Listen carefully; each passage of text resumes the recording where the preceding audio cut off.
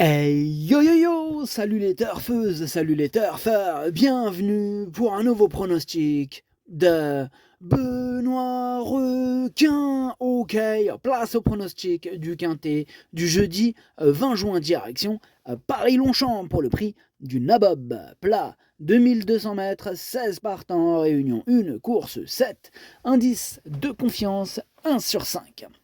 Petit retour sur le quintet de ce mardi 18 juin, il y a eu du trouble fait à l'arrivée. Et cette vidéo, je la tourne avant l'arrivée du quintet de ce mercredi et je reviendrai dessus demain. Ok, c'est parti, on commence le pronostic et on commence avec le numéro 1, Genghis Dream, et on écoute l'entraîneur Henri-Alex Pantal. Genghis Dream, il est régulier, facile à monter, il n'y a pas grand chose à lui reprocher. Bon, on va voir s'il est pris à sa juste valeur pour ce premier handicap. Ouais, on verra bien ce qu'on va voir. Tu vas voir ce que tu vas voir. En tout cas, ce numéro 1, je l'ai gardé et je l'ai mis 6ème. On passe au numéro 2, Benny Marou, et on écoute Stéphane Wattel. Benny Marou, il progresse à chacune de ses sorties. Il a gagné assez facilement en dernier lieu en province, dans un lot qui n'était peut-être pas de très grande facture. Bon, on lui a attribué 39 de valeur. J'ai du mal à juger s'il est pris à sa valeur ou pas. Sachez qu'il est facile à monter. Bon, tant mieux, s'il est facile à monter, c'est déjà ça. En tout cas, moi, ce numéro 2, pour ma part, je l'ai pas retenu. En même temps, on peut pas tous les retenir. Faut bien faire un choix. C'est ce que j'ai fait. Et du coup, il est en plein milieu de ma petite liste des possibles troubles faits et on va lui accorder une note de méfiance. On passe au numéro 3, Meotis, si on écoute Alessandro Botti. Alors, Meotis, il fait toutes ses courses.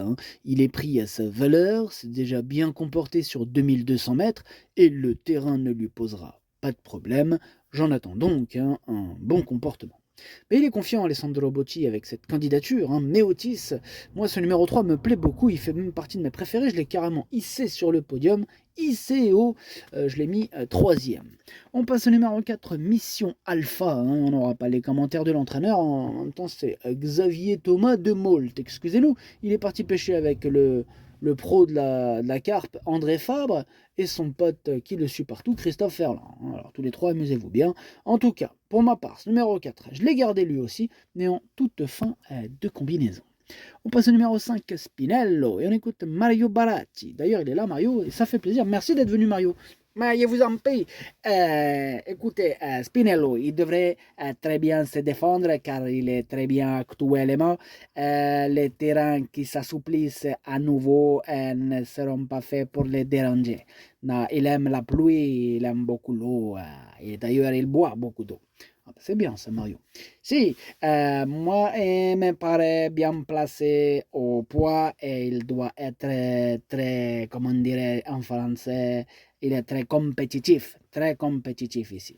Ok, merci, Mario Baratti. Eh bien, pareil, pareil que le numéro 4, j'allais dire, mais non, encore mieux. Ce numéro 5 me plaît encore plus que le précédent cité. C'est la raison pour laquelle je l'ai mis assez haut, je l'ai mis 4ème. On passe au numéro 6, Day Trader, et on écoute Stéphane Wattel. Day Trader était un peu décevant en dernier lieu, où il a un peu montré ses limites à cause de sa pénalisation. Cela dit, c'est un petit cheval qui portait un gros poids. Bon, là, c'est une tâche plus difficile dans cette catégorie, mais il sera certainement plus heureux de courir avec moins de poids. Ok, merci Stéphane Wattel. Eh bien, pour ma part, ce numéro 6, moi je ne l'ai pas retenu. Par contre, c'est lui le chef et le capitaine de ma petite liste des possibles casseurs de tickets repérés. Attention à ce quintet ouvert.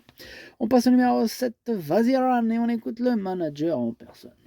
Vadiran s'est bien comporté dernièrement pour ses débuts à ce niveau, tout en n'ayant pas été des plus heureux. Bon, là, il est bien placé à la corde, ici, il est en bonne condition physique. Je pense qu'il est certainement meilleur je pense qu'il est certainement meilleur sur des terrains plus porteurs, mais il a déjà bien couru sur des pistes très assouplies. Sur ce qu'il vient de montrer, il a le droit de terminer dans la combinaison gagnante. Oui, et je le pense aussi, ce numéro 7 m'a tapé dans l'œil, je l'ai mis 5ème. On passe au numéro 8, King Tracy, on écoute Yann Lerner.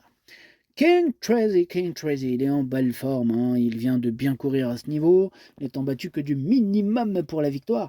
Bon, il retrouve peu à peu, je dis n'importe quoi. Il retrouve à peu près un parcours et un terrain similaire, donc il devrait avoir une bonne chance encore.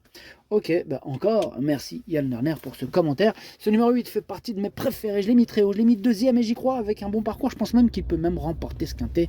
Gardez-le à l'œil, ce numéro 8 est plus si affinité. On passe au numéro 9, Star of the Night, et on écoute Paul de Chevigny.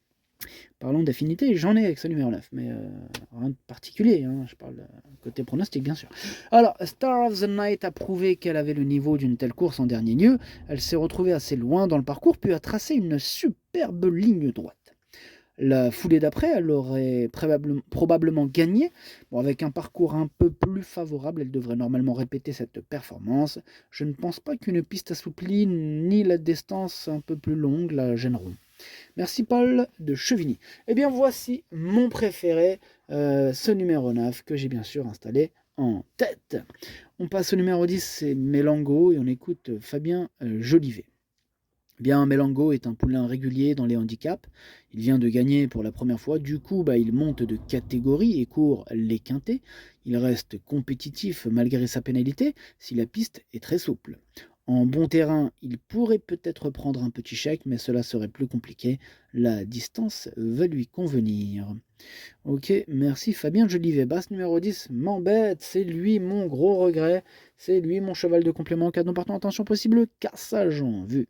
On passe au numéro 11, Tilila. Et on n'aura pas les commentaires de l'entraîneur, c'est André Fab, comme on l'a dit tout à l'heure. Il est parti pêcher avec ses amis. Amuse-toi bien, André.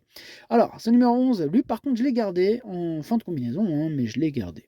On passe au numéro 12, Al-Habisset. Et on écoute Nicolas Leroc, ou Leroche, comme vous préférez. Comme vous préférez.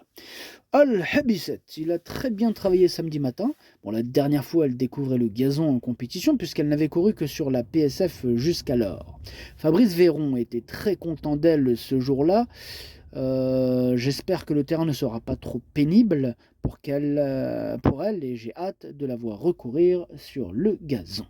Eh bien, sachez que ce numéro 12, pour ma part, je ne l'ai pas retenu, mais il est à l'arrière de ma petite liste des possibles troubles faits, attention. On passe au numéro 13, Miaman, et on écoute Alessandro Botti. Bonjour Alessandro. Si, bonjour. Miaman, il nous a déjà montré ses limites. Et sa tâche à ce niveau n'est pas simple, d'autant que ses meilleurs résultats ont été obtenus sur la PSF. Ok, merci Alessandro Botti. Salut. Si, ciao. Alors, ce numéro 13, pour ma part, je ne l'ai pas retenu, j'en ai préféré d'autres. On passe au numéro 14 à Gorilla et on écoute personne. Hein, Christophe Ferland, c'est l'entraîneur et Christophe Ferland, il est parti pêcher avec ses amis, alors amuse-toi bien. Voilà, moi ce numéro 14, lui non plus, je ne l'ai pas retenu. On continue avec les abandons de poste, enfin de ma part. Le 15, c'est Goss Bumpy. On écoute Michael Delzang. Goss Bumpy va débuter dans les handicaps et les quintés tout en abordant cette distance de 2200 mètres pour la première fois. C'est un test avec les inconnus qui vont avec. Bon, c'est un test. Pour ma part, je ne prends pas part à ce test et je ne le retiens pas. Et on termine avec le numéro 16, Zara Kiva. Et on écoute Michael Delzang. Zara Kiva est une pouliche assez régulière. J'aurais préféré la voir en seconde épreuve, mais elle a le droit de tenter sa chance ici. Eh bien, ce numéro 16, lui non plus je l'ai pas retenu. Par contre, c'est quand même un regret. C'est mon deuxième cheval de complément en cas de non partant. Donc attention. Le pronostic, ça donne 9, 8, 3, 5, 7, As, 11, 4. Merci d'avoir suivi cette vidéo. N'hésitez pas à mettre un pouce bleu si la vidéo vous a plu. Pour accéder à tous mes tickets pour la course du quintet, rendez-vous directement en description de la vidéo. À jouer avec modération. Bonne chance. Chopez-le moi. Ciao.